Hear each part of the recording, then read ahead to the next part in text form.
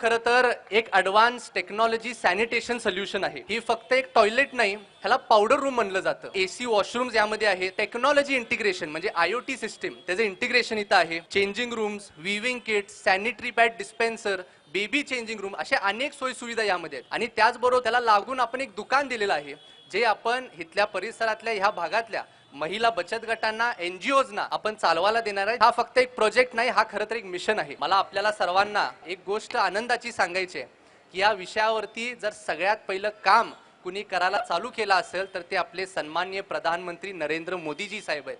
कारण त्यांचं जे स्वच्छ भारत मिशनच्या माध्यमातून आज अशा अडीअडचणी सोडवण्याचा त्यांचं काम चालू आहे, प्रयत्न चालू आहे.